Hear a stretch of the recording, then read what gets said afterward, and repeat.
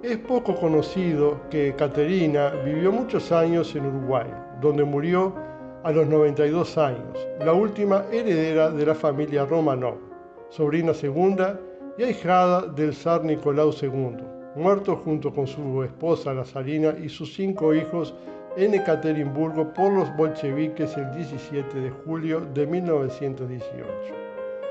La historia de su Alteza Serenísima Princesa de Sangre Imperial Ekaterina Ivanovna Romanova ha vuelto a las crónicas públicas gracias a artículos de la agencia rusa Sputnik y al libro de Grigori Korolev llamado Los rusos en Uruguay, Historia y Modernidad, que le fue encargado por un ente oficial de Moscú. Pero antes nos servimos un cafecito. Te suscribes en el canal y activa la campanita. Esto es Crónicas con Café.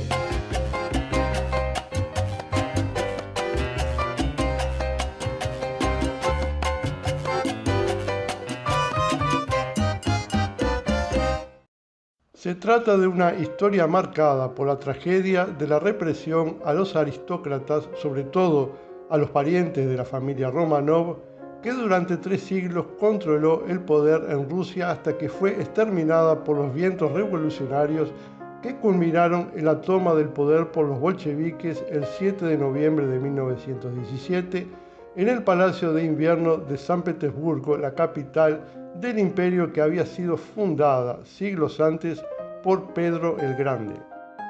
Ekaterina Romanova había nacido el 25 de julio de 1915 en el histórico Palacio de Pavlovsk, uno de los principales de la familia imperial en la zona de San Petersburgo, que Catalina la Grande regaló a su hijo, el futuro zar Pablo I. Era tataranieta del zar Nicolás I, que reinó entre 1825 y 1855. En sus primeros años de vida pasaba mucho tiempo jugando con el heredero del trono, el Zarevich Alexei, asesinado en la masacre de Ekaterimburgo junto con su familia. Al día siguiente de aquella tragedia, el 18 de julio de 1918, en medio de la guerra civil que siguió a la Revolución Rusa, en la ciudad de Alapavsk fue ejecutado el padre de Caterina, el príncipe Joan Konstantinovich, junto con media docena de grandes duques y príncipes de la dinastía Romanov. Este hecho causó un gran trauma en la vida de la princesa Ekaterina, del que no logró reponerse por el resto de su vida, al recordar aquellos sucesos de cuando era una niña. Su madre, Elena de Serbia, la princesa Elena Petrovna, hermana de Alejandro el Unificador, el rey de Yugoslavia, se hizo arrestar en un intento inútil de salvar a su esposo. Estuvo detenida en Moscú y gracias a la intervención de la Embajada de Noruega consiguió ser liberada y obtuvo el permiso para irse de Rusia. Su madre, la princesa Zorka de Montenegro, abuela de Caterina, la llevó a ella y a su hermano mayor Vsevolod a Suecia. Más tarde, la princesa Elena se trasladó con los hijos desde Suecia a su patria Serbia, donde residieron 8 años, para dar a los niños una buena formación. Fue a vivir a Francia y después a Gran Bretaña. En su libro, Grigori Korolev recuerda que la famosa Ninette de Valois daba clases de ballet en Londres a la princesa Ekaterina. Inglés y ruso fueron los idiomas que mejor dominó la descendiente de los Romanov, aunque también aprendió el francés, el serbio, el italiano y el español. Con su madre, Ekaterina viajaba con frecuencia a Italia, donde conoció al marqués Ruggiero Farese de Villaforesta, un diplomático de carrera con el que se casó en 1937 a los 22 años. Del matrimonio nacieron Nicoleta en 1938, Fiammetta en 1942 y Giovanni en 1943.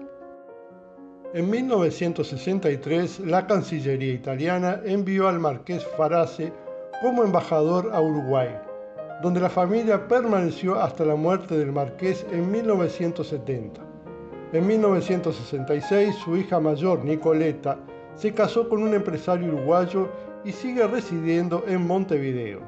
Su hermana Fiammetta se fue a vivir a Estados Unidos y su hermano Giovanni a Francia.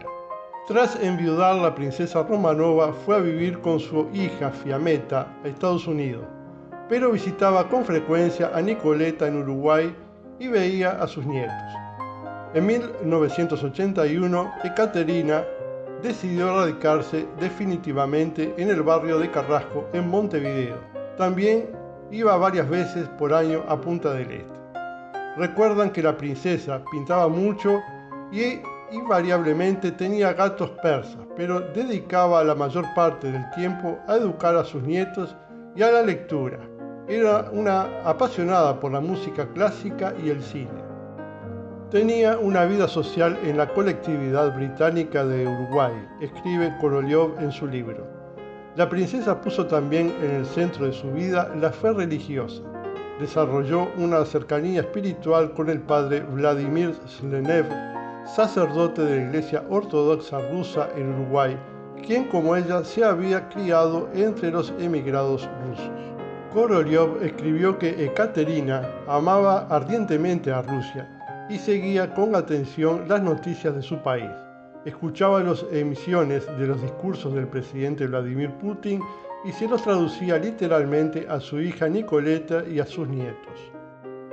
El fuerte estrés emocional que los médicos estimaron demasiado fuerte cuando recordaba la historia de su familia jugó un papel determinante en su decisión de no viajar a San Petersburgo cuando en 1998 los miembros de la Casa Romanov fueron invitados al entierro de sus familiares ejecutados 80 años antes. En su lugar, viajó a representar a la familia en la ceremonia su hija Nicoletta. La princesa murió el 13 de marzo de 2007 en Montevideo a los 92 años. Sus familiares y amigos organizaron una ceremonia privada con la participación del padre Vladimir. Con su muerte se cortó también por línea femenina la dinastía Romanov-Konstantinovich. Pocos meses después, en la catedral de la histórica fortaleza de San Pedro y San Pablo, que alberga en su catedral los restos de la dinastía Romanov, se llevó a cabo una misa de requiem en memoria de la princesa Ekaterina. En la capital rusa, el patriarca de Moscú y toda Rusia bendijo en una misa la memoria de la última heredera de la dinastía que por 3 siglos gobernó Rusia hasta la Revolución de 1917. ¿Ya conocías esta historia? Déjame un comentario en el canal y hasta el próximo cafecito.